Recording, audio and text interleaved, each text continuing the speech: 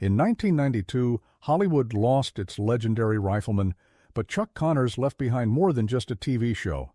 From his secret role in Cold War diplomacy to shocking affairs that nearly ruined his career, Connors lived a life as dramatic as any Western. Now, 30 years later, the truth finally emerges. How a Brooklyn baseball player became a Soviet hero, why his 3 marriages ended in scandal, and the dark secret he kept until his final days. Chuck Connors was born as Kevin Joseph Aloysius Connors on April 10, 1921, in Brooklyn, New York. His parents, Alan and Marcel Connors, were Irish immigrants who worked hard to provide for their family during the tough times of the Great Depression. Chuck's father worked as a longshoreman, and his mother took on small jobs to help make ends meet. Life wasn't easy, but it taught Chuck the value of hard work. He grew up in a working-class neighborhood, spending a lot of time playing sports at the Bay Ridge Boys Club. He loved baseball and dreamed of one day playing for the Brooklyn Dodgers. At 14, Chuck's life took a big turn. His talent for sports caught the attention of scouts, and he was offered an athletic scholarship to Adelphi Academy, a private high school in Brooklyn. This was a big opportunity for him, and he made the most of it. At Adelphi, he excelled in multiple sports: baseball, basketball, football, and even track. On the baseball field, Chuck was a strong first baseman, and in 1939, he was named one of the top high school players in Brooklyn. After graduating high school, Chuck had more than 25 colleges offering him athletic scholarships. He chose Seton Hall University in New Jersey, where he played both basketball and baseball. On the basketball court, he was a backup center, using his height and defense to help the team win, but it was baseball where he really stood out. In one memorable game in 1942, Chuck hit 2 home runs and had 6 RBIs, catching the attention of professional scouts. During this time, Chuck finally got the nickname he is known for. While playing first base, he would yell, "Chuck it to me," and the name stuck. Chuck's college years were interrupted by World War II. In 1942, he joined the Army and trained at Fort Knox. Because of his height and athletic skills, he was chosen to be a tank warfare instructor. He later worked at West Point, training soldiers and even teaching famous football players who went on to win national championships. Despite being in the military, Chuck stayed close to sports. He played semi-professional baseball in Brooklyn during his free time and even played professional basketball in the American Basketball League. After serving 3 years in the Army, Chuck was honorably discharged in 1946. After leaving the Army, he joined the Boston Celtics during their very first season in 1946. Standing 6 feet 5 inches, he played as a forward and center. Connors played in 49 games that season, scoring an average of 4.5 points per game. His best game came on December 13, 1946, when he scored 15 points in a close win against the Providence Steamrollers. But his basketball career didn't last long. In February 1947, after just a few months with the Celtics, Connors left to chase another dream: baseball. On May 1, 1949, he got his big chance with the Brooklyn Dodgers, but it didn't start well. In his one and only game for the Dodgers, Connors hit into a double play, and the team lost. Instead of giving up, he worked hard in the minor leagues, playing for teams like the Montreal Royals. In 1951, he made it back to the majors with the Chicago Cubs. That season, he played 66 games and had some big moments. On July 18, 1951, he hit his first home run against the New York Giants. A month later, on August 26, he hit another one, also against the Giants. By the end of the season, Connors had 48 hits and a batting average of .239, not bad for someone who split his time between 2 sports. Chuck Connors' Hollywood story began in the most unexpected way. In 1952, he was playing baseball for the Los Angeles Angels, a minor league team. One sunny afternoon during a game against the Sacramento Solons, something unusual happened. Chuck hit a massive home run. It wasn't just any home run. It cleared the fence and caught the attention of someone in the crowd, Billy Gordon, a casting director from MGM. Billy couldn't ignore Chuck's tall, strong frame and rugged face.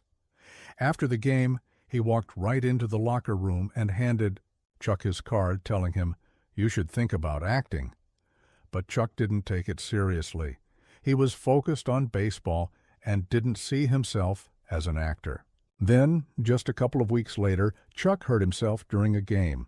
It wasn't serious, but it gave him time to think. Out of curiosity, he decided to visit MGM and see what this acting thing was about. To his surprise, they offered him a screen test right away. He gave it a shot, and they liked what they saw. Just 3 days later, Chuck signed his first Hollywood contract. That quick decision changed his life forever. His first role was in a movie called Pat and Mike, a romantic comedy, starring 2 huge Hollywood stars, Spencer Tracy and Katharine Hepburn. Chuck's part was small. He played a police captain, but it was still a big moment for someone who had just started acting.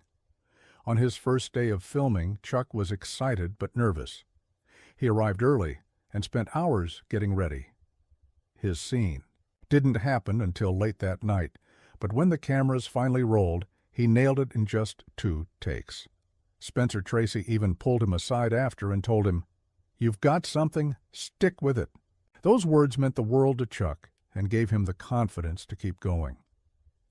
After that, Chuck dove headfirst into acting, taking on every role he could find, big or small. Between 1952 and 1958, he appeared in over 20 movies. One of his most memorable early roles was in Disney's Old Yeller, 1957, where he played Bern Sanderson. The movie was a huge hit and helped Chuck get noticed even more.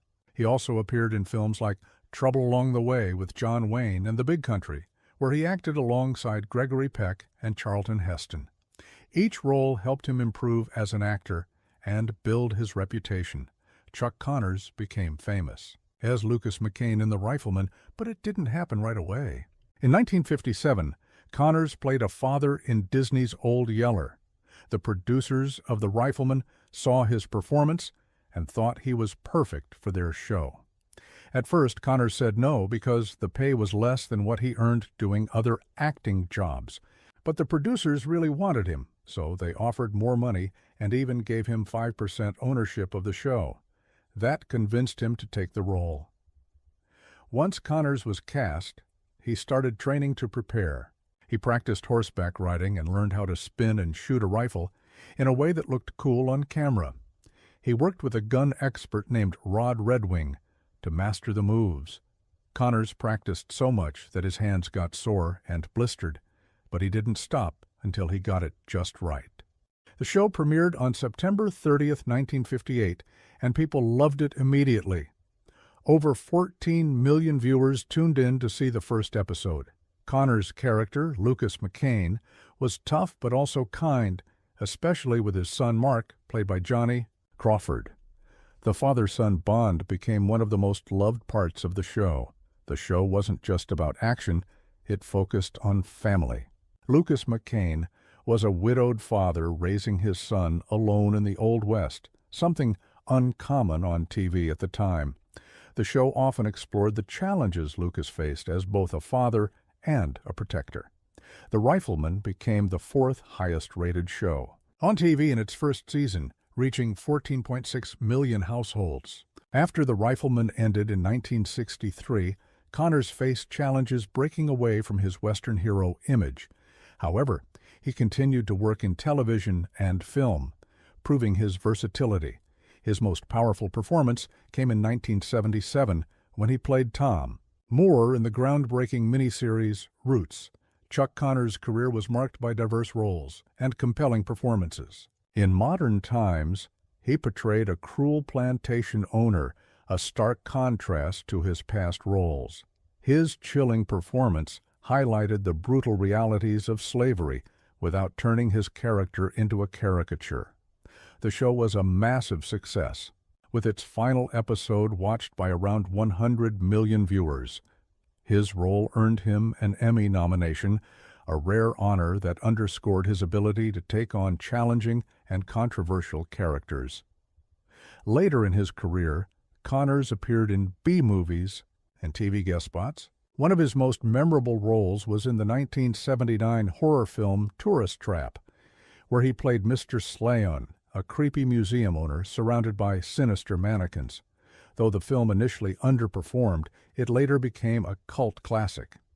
Connors also took on unusual roles, such as battling aliens in the low-budget sci-fi movie The Day Time Ended, 1980. On television, he appeared in popular shows like Fantasy Island, The Love Boat, and Murder, She Wrote. In the horror action series Werewolf,